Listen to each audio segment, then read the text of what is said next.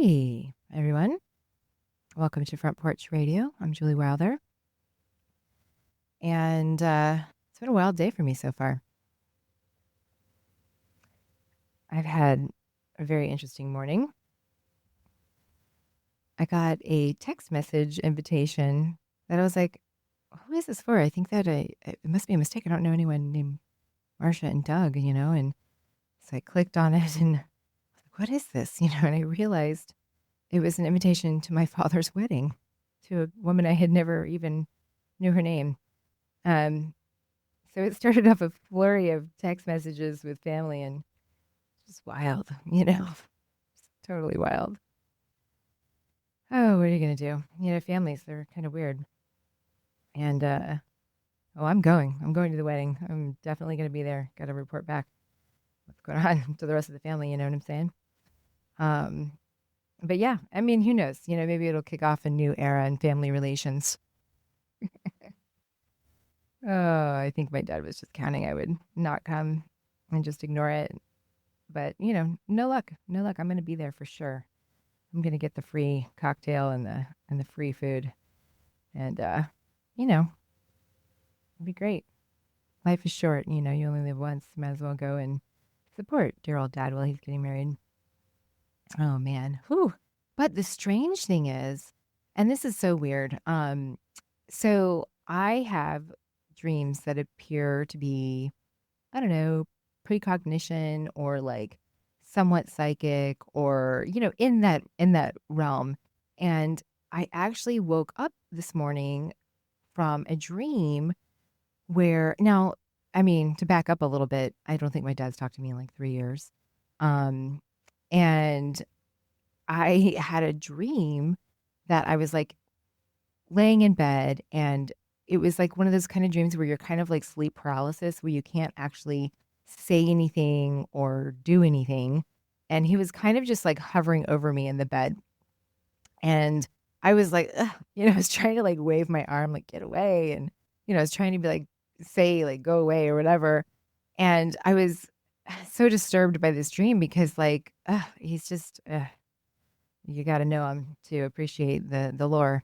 And I was just so like, ugh, why did I have that dream? Whatever. I couldn't place because I haven't been, you know, yeah, I couldn't place it. And then like literally like 2 hours later, I see a text message wedding invitation, by the way. And so I was like, oh, the dream makes sense now. Because there was basically there was a reach out, not necessarily from him. I was like, does he even know I'm being invited? Did his fiance just like reach out? And so I called my sister and I was like, yo, what's going on? Like, when was the last time you talked to him? And anyway, we shared notes and I was like, well, do you want to go? Do you want to go like and see what's up? And she was like, well, yeah, let's go. So I replied yes, that I was RSVP'd yes, that I would go. And like, unbeknownst to me, like I get a text message just a few minutes later from apparently the fiance, who I'm sure is a lovely woman. Like I have no beef with her. And she was basically like asking me if my daughter was going to come and would we want to come early and spend the weekend with them. And I was just like, wow, that's really nice of you and welcoming arms. And I really appreciate that. And I'm so glad that my dad found someone to life with. And also, maybe he should talk to me before we spend your wedding weekend together. You know what I'm saying, guys? You know what I'm saying? So I did send him a congratulations text, and he hasn't responded, which is par for the course. So yeah, that was an interesting morning for me. Lots of flurries of communication, and I'm just like, wow, I'm so glad I didn't really have anything important to do today because that was a whole family event. And I will note that my little sister was like, the first thing she said was, well, at least it's not on your birthday, because it's literally the day before my birthday, which she probably doesn't know. Silly people. Anyway, aside from that family drama, there's a lot going on in the world. We just had 4th of July, which I know there was a lot of mixed emotions about this weekend. On the heels of the quote unquote big beautiful bill that just passed Congress and the Senate, and yeah, I mean it's a it's an interesting time to be alive, and the real wild card in this whole mixture is AI. Um, and yeah, it'll be very interesting um to basically see what happens next. I'm kind of the opinion that this is just a ginormous heist. I mean, I think wealthy people, they get bored and they want to play like big games, and for a person that has certainly been swindling everyone his whole life, I really think swindling the quavers of the American people. I mean, this is a pretty big swindle. You know what I'm saying? I mean, they just built a concentration camp in Florida in the swamp. And looking at the pictures, if you're not from Florida, you may not like you might be like, oh, okay, well, like a tent in a outside, like, okay, but like any Floridian looking at these pictures sees a metal tent with metal poles, um, with chain link metal fences inside of it, with metal bunks inside of that in a swamp, which is going to be wet just from rain or whatever. And then also, it's the lightning capital of the world. So, like, literally one stroke of lightning, um, and you got a much bigger problem on your hands, right? Um, and so a lot of people I mean, might look at that and go, "Oh, this is inhumane conditions." But it's more than inhumane. It's literally a lightning rod, like a literal lightning rod in the middle of a swamp. With there have been reported cases of malaria, and for those people who are not familiar, the swamp of Florida is filled with mosquitoes, and it's really best that that area is not populated with a lot of people for a lot of reasons. One of which is that malaria is a little bit more easily spread um, in a place like that. And so yeah, it's not a great setup. And I on the one hand, we have to find ways to talk about things that don't make people want to change the channel, and with how you know crying or depressing or angry or rage or whatever. But also, we don't want to underreact to things like this that are going on. Um, and so you get in this weird place, and I've certainly been in a weird place, knowing that I have a radio show, Front Porch Radio, and I want people to want to come over and hang out on the front porch. I want you to feel like you're going to come in and we're going to have some laughs, maybe have a few thoughts exchanged, and we'll go away thinking, man, what a good visit on the porch that was, and I really learned something, and or whatever.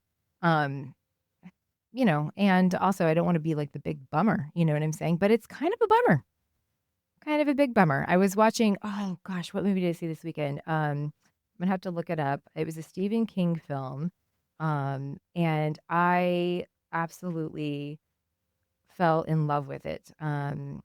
It's The Life of Chuck, I think. Life of Chuck. Yeah, let me look at that up.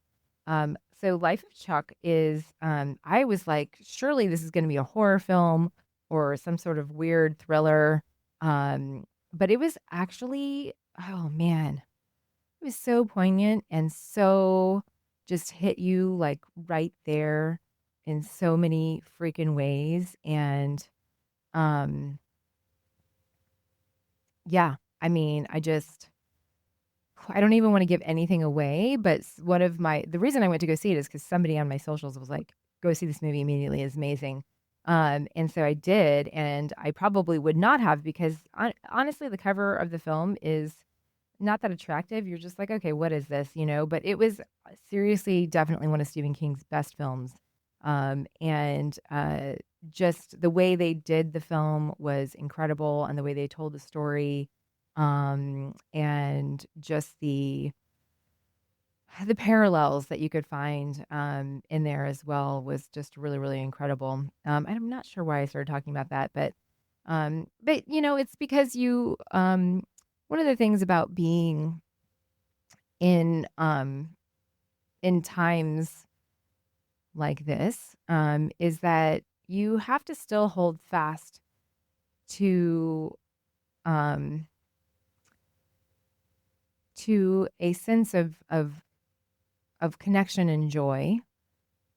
And I've noticed in myself, and I don't know if this is true for other people, but I've actually noticed a stronger emphasis on really doing things that are, you only live once, right? So just really spending quality time with um, my daughter, um, just leaning into joy and going to movies and, things that you do anyway, but also with just a new appreciation for um, how these actually could be the good old days.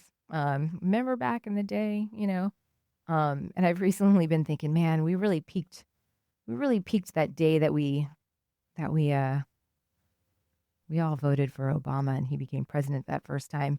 I feel like that might have been the peak. You know what I'm saying? And I remember saying to somebody, I was like, man, first of all, that guy can only go downhill from here because, like, the hope that you put into somebody and, like, then he has to go into action. And then, of course, everybody in that level of position, there's no way you can please everybody. And the amount of decisions you have to make in the context you have to make it. Oh my gosh, there's only one way to go from there for somebody. And to his credit, I think he was. I mean, I have criticisms with some of the things that were being done, but um, there's no doubt that he was a man of character. Him and his entire family. And I think he was one of the greatest presidents that ever lived. And I just am, I was looking at I think Donald Trump announced that he's gonna do a UFC fight on the front house White. I said it's real. I had to I was like, this is not the Onion, and everyone was like, oh my God, we're in idiocracy, and I was like, well, you know, how could it be? But here we are. Is it the UFC? Is that what it's called? Okay. Well, the headline from The Guardian says the Donald Trump UFC stunt is more than a circus, it's authoritarian theater. And so basically, these are the fake wrestling shows. Okay. And I had a guest on my radio program towards the beginning who wrote a book about, it's called Dark Star Rising. And it's like basically the rise of the occult and other weird stuff that is going on in the right, not just here in America, but across the world, really across the globe.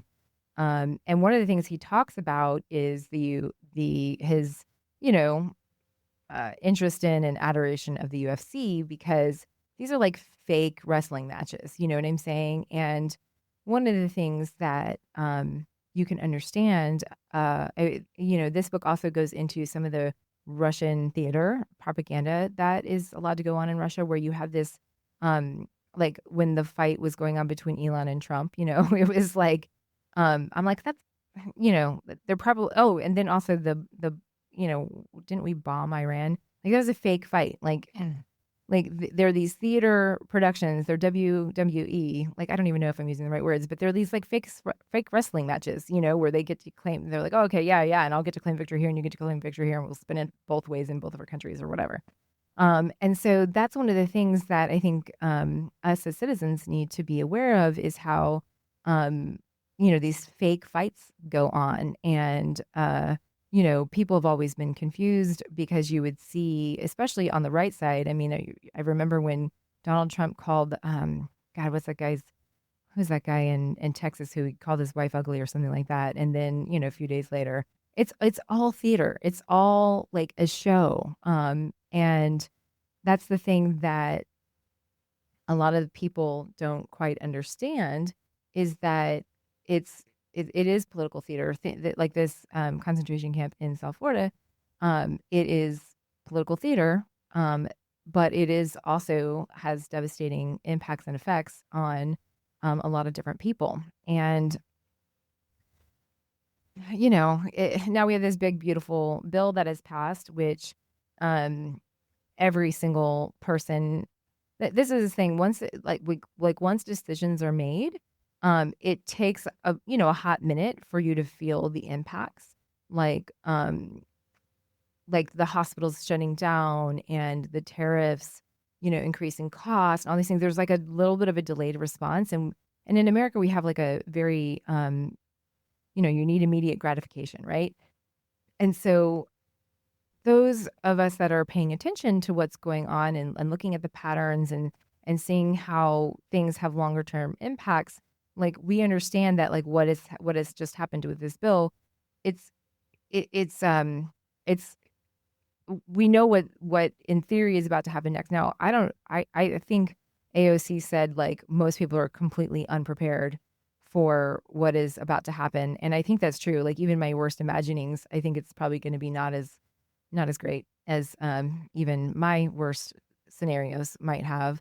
Um, but a lot of people don't see when it happens here, and then when a decision is made back here, and then you don't feel it for another 6 months. Like it's hard for a lot of regular people to understand like the cause and effect of why things are happening. And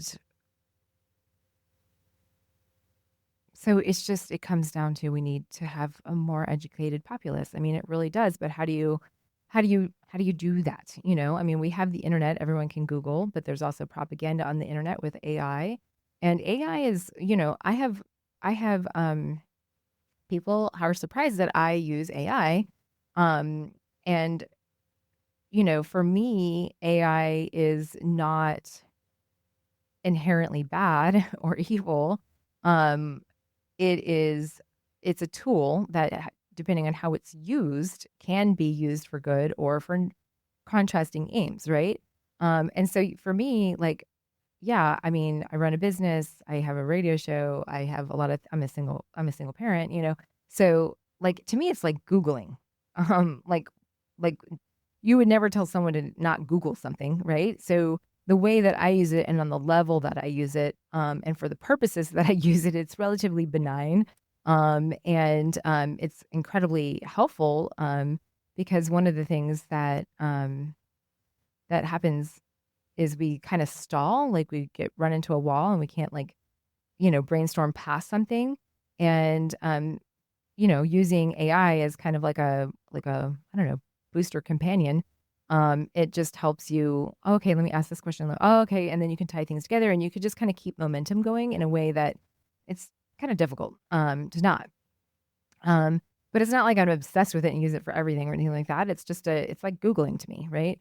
Um, but when it's being used for nefarious purposes, like what Doge was doing in our system, and some of the the the the ways that social media listens to us and then responds and puts content into our stream is certainly very interesting and alarming. And it's not really going anywhere until they decide to shut it off, of course. But it is here, and it is a useful tool, and it is a tool that needs to be the data needs to be checked and referenced, just like any kind of Googling you would do on the internet. Like you need to have discernment, right? Which clearly not a lot of people have these days. But I don't know where I was going with that. Yeah, it's basically a wild card. And years ago, I read a book called Weapons of Math Destruction, and it was a book about programming and code, and how one of the large problems with AI and a lot of things in this world is that it's basically bias. It's a bias wrapped in code.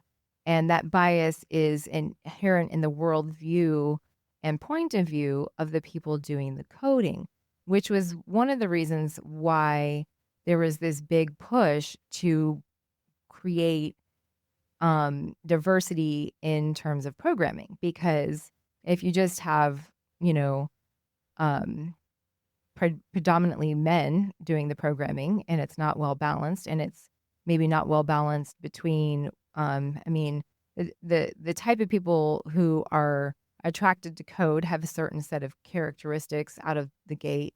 And then when they're in a crowd of just similar people, it's just kind of like one group think. And so you end up, coding biases, unconscious biases, perhaps conscious biases, or prejudices, or things that you're really proud of. So somebody like Elon Musk writing AI code, woo, you know, that's a really interesting thing. And so that's that. But then also on the flip side of things, if you only have, AI, it is learning. It's artificial intelligence, and it can learn from the input that's put into it. And so if we only have a certain subset of the population asking questions and doing things, and then it's not balanced out by other types of people that are asking different kinds of questions and different kinds of things, it is very, very interesting. And you also have to do things like tell AI, hey, please don't just validate everything I say, as if it's the truth, which is something that AI is very good at, and it can make anyone feel like they're on the right track. It's good to have some cognitive dissonance, if you will. Yeah. So there's just a lot going on with the whole AI thing that needs to be paid attention to, because there's a lot going on. But also at the same time, I can be pretty outspoken in terms of being on social media and different things like that. And I do think that in general, people don't like it when other people share opinions, especially people that are women. And I've never understood that, because I've always been a woman and I've always had an opinion. Sorry, I just dropped my computer on the floor. I hope it's not broken. And nope, not broken. We're great. And so I've there's this, there's this moment of pause that our society is having in terms of being on social media for a million reasons. And I can sense that there's people feeling like, oh, it's dangerous to speak out on social media, because eventually that could be used as, proof or whatever of the fact that you're not, a fan of what is going on. And I think that sometimes people think it's maybe dumb to speak out because of that. And I'm just like, well, I don't know. Like, the gig is already up. Like, there's already plenty of data, whether you've said anything online or not. Um, how you've registered to vote in the past, like an algorithm can just tell who you are already, like there doesn't, it's by the people you're associated with and all of these different things. Like, it doesn't even matter. Like, the data is already there. It's already been collected. You've already been profiled, whether you've said anything out loud or not. And regardless of that, that desire for self-preservation, which may also be desire to protect your own family. I mean, I'm a mother, and with the passing of this big, beautiful bill, I was like, well, it's probably time to like write down my attorney's phone number and, basically come up with like a list. I'll send it to like, a bunch of my friends and be like, hey, if I get disappeared or something, or, something like that, this is the list of people to call, and, that's not a paranoid thought to be having at this time in the world. But it's also like, I think it's a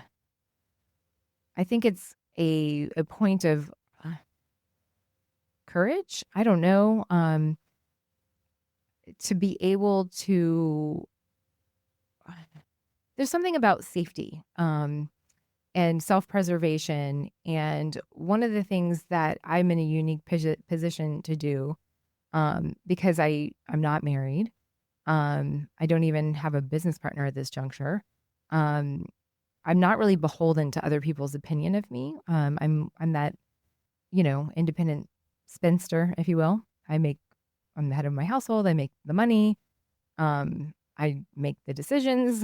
Like, I decide what to do and what not to do. And I don't really need I'm not codependent on other people's opinion of me. I mean, maybe my coworkers or my colleagues or whatever. But I'm a decent human being.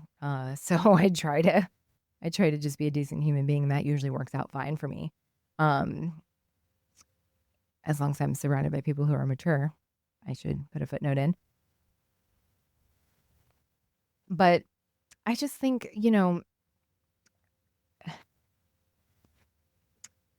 it does take a lot of courage to speak out and to say something. And, part of the thing is that being in a position of leadership, I've been in a position of leadership since I was in my early 20s. I've always been in management. I've always, had managed people. And I've owned a couple of businesses at this point, and I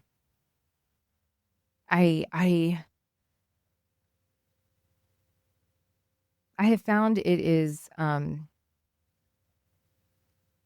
good to be diplomatic, and it is good to be, how do you say, like, sorry, my phone's going off right now. I don't know why I don't have this on. I'm so sorry. I think it's good to be diplomatic. And one of the things I've been thinking about lately, actually the last couple of days, is what is it called? It's avoidance of demand avoidance. This is a kind of thing coming out of the neurodiversity world, where they like pathologize things like demand avoidance, which there's pushback, and people call it, basically a drive for autonomy instead of demand avoidance. It's like drive for autonomy, because it's not anything pathological. So there's like this whole thing in, under the quote unquote neurodiversity umbrella, where especially autistic people, but also ADHD people, will like if you tell them directly to do something, even if they want to do it, there's like resistance in them. So, old time folks might call it stubbornness. But it's been something that I like having words for things, because it's something that I've essentially navigated my whole life, because I can be what you call demand avoidant. Because I don't fall under this like dutiful kind of worldview where I have duties and I have to follow them, and I do things, not like I'm not like a jerk, and I don't like, sometimes I show up and do things I don't want to do. But because it's more of a kindness and than a duty. But the workplace is changing. Like we've gone from this worldview of like top down authoritarian style of at work, in our households, all these different things. And there's like this whole shift over to a more partnership way, a way that honors people's autonomy, and, includes people in decision making, and treats people with kindness and care, and like they're intelligent and can be capable and empowered and competent. And that kind of reality requires a different set of like incentives and motivations than the kind of shame and blame and punishment, punitive form of authoritarianism. And so as we've been seeing this shift into more what I call partnership, I mean, Ryan Eisler, I think, coined the term. So it's like a more partnership dynamics, where it's like healthier for everyone. And everyone has more of a say, and everybody can contribute better based on their talents and gifts and skills and wisdom and experience. And it's just, it's a social maturation. So we, because like authoritarian kind of top-down communication style, that's a very immature form of leadership. It uses force instead of actual power.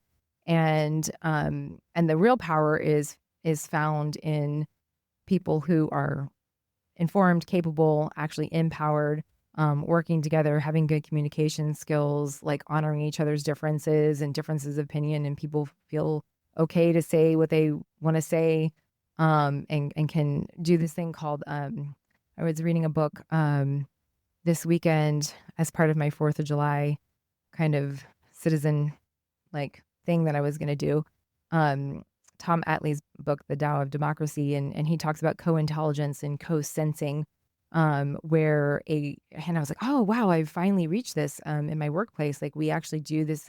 He calls it co-sensing, where instead of one person in office making up a decision to do something and then this is what we're gonna do, like we'll just be like, hey, like we're sensing something's off, like how do we got to do? And then everyone kind of gets together and they just are like, well, what are you feeling? What do you feel? How are you seeing it? Like, what are you seeing? And then everybody just kind of sits with a discussion and goes back and forth about it. And then somebody will like, and then it'll be like, and then the path of what needs to happen suddenly starts emerging, where it was maybe cloudy before and we didn't know exactly what we were going to do. We might have had ideas, but couldn't figure out exactly how to go about it. But then like it's a way to like just kind of, I just love the word co-sensing, where you're all kind of honing in and sensing what wants to emerge, and what lights people up, or what feels like the right thing to do. And it's just a really beautiful practice if you can get into it, but it's something that requires actual conscious intention to get there, because it's not something that we've been practicing in our society in many ways. And I know even in my organization, it took us many years to get there because of this traditional idea of the boss, and then people not feeling empowered. And so it took like active work to make sure that everybody felt like it was safe to participate, it was safe to share their opinion.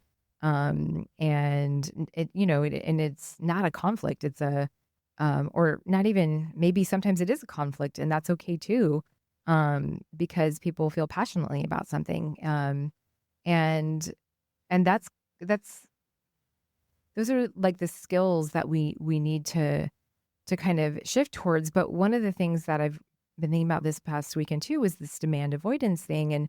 And one of the things that I think I've been really good at is figuring out ways to kind of bypass people's demand avoidance, because especially at work, like nobody, the signs like that get put up about, people like, the fridge is disgusting, and it just shames everyone in the environment. And sometimes maybe it needs to be said, right? But like one of the things is that, like, how do we, I'm pretty big at saying like everything is a design problem. And if we can just make it easy for people and, not go through this shame, paradigm in order to like get results, and a lot of that is, if anybody is reading, if you learn about, like, just Google, like, neurodiverse friendly workplaces, right? And a lot of that is basically a template for understanding intrinsic motivations and navigating around demand avoidance, which is by giving people autonomy and power and making them not just feel included, but actually including them intrinsically in the process.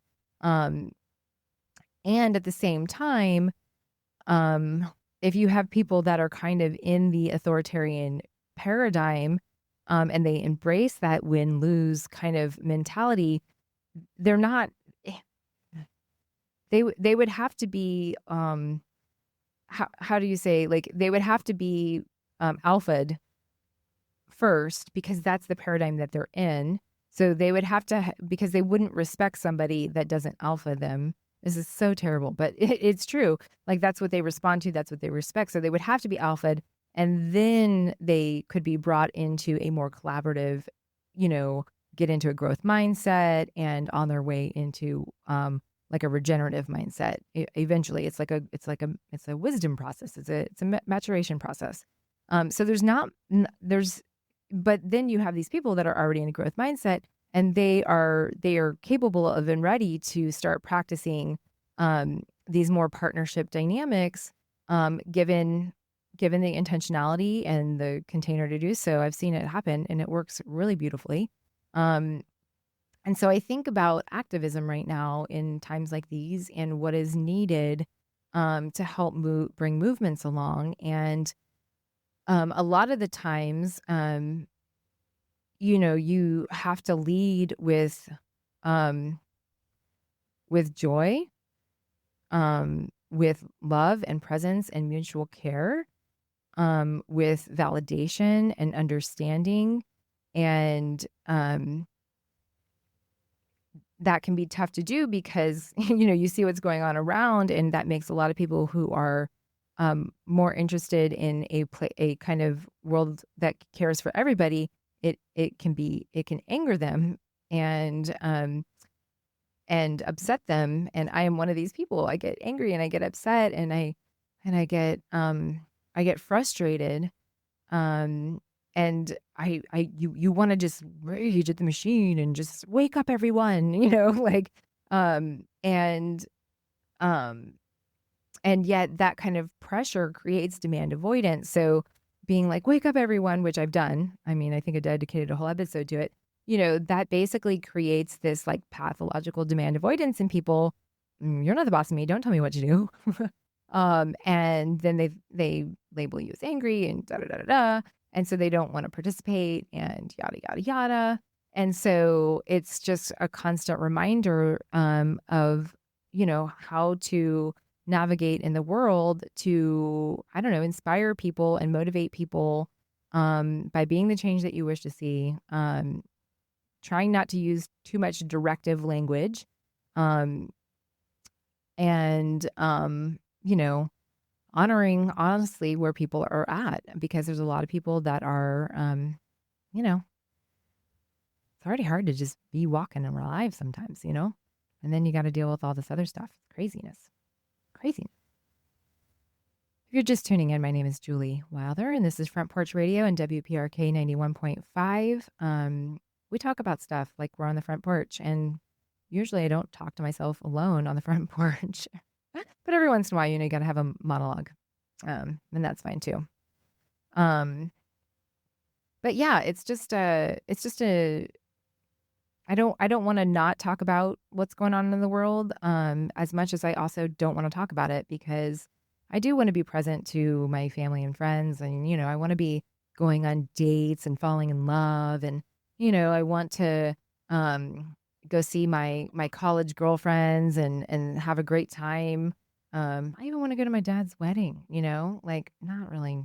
I mean, certainly it's more for the popcorn effects, but my aunts will be there probably, and I'll get to see them, and that would be cool. And hey, I don't know, maybe in the last 5 years, my dad's had some sort of profound awakening. I don't know. It's possible. I mean, I don't think so. I highly doubt it, but it could happen, And the man's getting old, It's like, I don't even know. If I'm 46, he's got to be 56, 66, 67, 69. Maybe he's going on 70. That's old. I mean, I know people that hang out a little bit longer than that, but I mean, his parents are still kicking. I got to go visit them too. Oh man.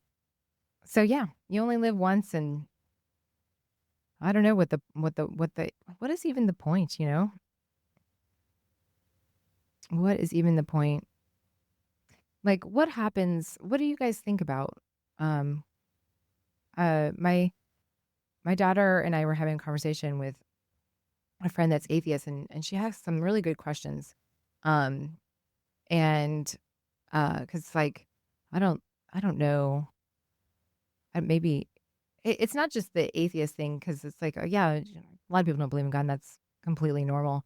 But then there was like this conversation, like a more subtle conversation about, well, okay, but like, you don't think there's a soul or a spirit or like a essence, of a person? And one of the questions she asked is like, well, if you're brain dead, if you are just you, but then what happens if like you're brain dead in a vegetable state? Like, what is that thing? What is that essence that's gone that is like, what is that? You know? And there was discussion about, the brain intelligence. And I was like, well, I feel like our stomachs and our hearts also have intelligence. And, like all of those things kind of play together to create kind of a soul of some sort. And it's just really interesting discussions, because you look around out there and you wonder about people that seem to have cruelty as the point. They're from where I'm sitting, it looks like a population reduction scheme via neglect or add, instead of just like firing squads and gas chambers, it's like, oh, well, let's just pull FEMA and let's, terrorize the farm workers so they won't work in the fields and then we can't feed everyone. And yeah, let's close down Medicaid and let's close down the hospitals and let's just get like really neglectful, as neglectful as possible while we're also, deporting people who are here legally or not, without process, right? And so it certainly looks like a population reduction through a white supremacist lens. And um, what do we do with that? Like, what is that's just this alligator Alcatraz concentration camp. I mean, that's just cruelty.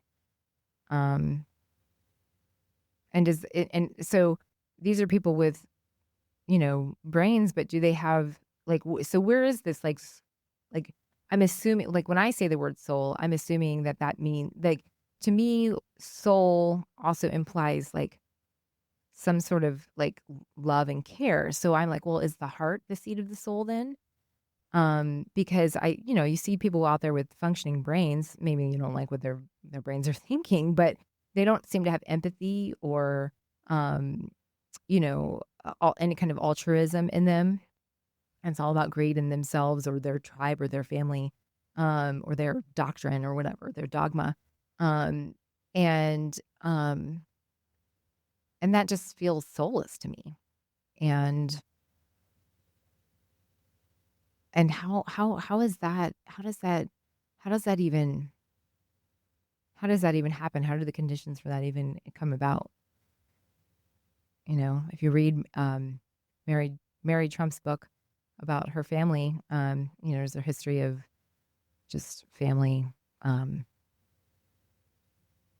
neglect and violence and all kinds of other things that went on there. But there's something more to it. And why do some people have it and other people don't? And, even people who are born into families that, either somebody that emerges that has the empathy and the will to grow. And, yeah, I don't know, but I was radicalized on Sesame Street, man. Like Mr. Rogers was like my guy. And, there was a lot of, um, diversity in Star Trek, which I loved. And, you know, why has it got to be so hard? I don't know the answers, you guys. But I do know that the thing that is helping me on a day-to-day basis, I like to stay informed because I've always liked that. I think that it's important to stay informed. It's part of my preparation. Like just like I tune into the weather, and see, if a hurricane's coming or not. I also like to tune into what's going on in the world so that I can, just, you know, prepare in whatever ways seem appropriate by taking safety measures or coming up with, contingency plans or, a number of things like that. But also, yeah, just taking the time to be with the people that you love, to play the board games and, make some art together and go to the movies and, get dressed up for no reason and, read books. Because these are the things that are our humanity, and that's what helps us just fill up our souls, fill up our, um, yeah, fill up our hearts, fill up our minds, um, keeping some optimism and hope and, just some balance, if you will, resonance, harmony, um, and yeah, and going from there.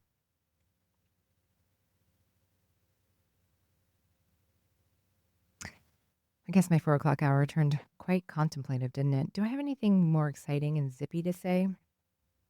Maybe. Maybe. What's going on out there? Anything good, everyone? Babies are being born everywhere sometimes, right? There's art projects that are going on in Orlando. Rollins College has a new president. Seems pretty cool. We'll have to have them on the show at some point. Good movies are out. Y'all, there's so many good movies out. You can go to the movies. The farm workers they're organizing, and they are the most effective grassroots strategists I've ever seen. I've been doing the show for a long time, and we did a whole series on that, and it was great. Um, yeah, and we have an opportunity coming up to just make ourselves proud to be American again. Because I don't know about you, I've not been proud to be an American for a long time, and um, I've noticed the privileges, and I'm one of these people that actually likes to reclaim the flag. I don't think that MAGA folk own the flag. I've read, you know, I've read about democracy, and that's partly my flag, you know. Um, so yeah, there's that. Um, and yeah, let's focus on the fact that we have incredible elected officials out there doing incredible things. Representative Ana Escamani has been out there going out to the alligator Alcatraz, and she's been doing research about, who's donating to DeSantis. And oh, look, all of the people that are putting up this tent in the middle of nowhere, which it's like, they're claiming it cost this much money. And I saw somebody be like, yeah, right. They are pocketing that. It didn't cost that much to build that tent. They're definitely money laundering here. It's a scheme. It's a scheme. Um, so yeah, it's a scheme. The whole thing is a scheme, and people are going to get hurt. And the rest of us are going to we're going to do things to make ourselves proud, because this is apparently our moment to shine as Americans, and we get to decide how we're going to respond to this. And I've just been, heartened online to see some of the disruption that people are doing to make sure that, ICE agents aren't picking up their neighbors. And it's what we got to do. What we got to do. All right. I think I'm going to skedaddle. I think I'm going to let us go out with a couple of songs because, yeah, that's what we're going to do. Love you guys. Do something fun today, okay? You know what you can do? If you need a laugh, you can Google the Chewbacca mask lady. It'll just put a smile on your face no matter what. Here we go.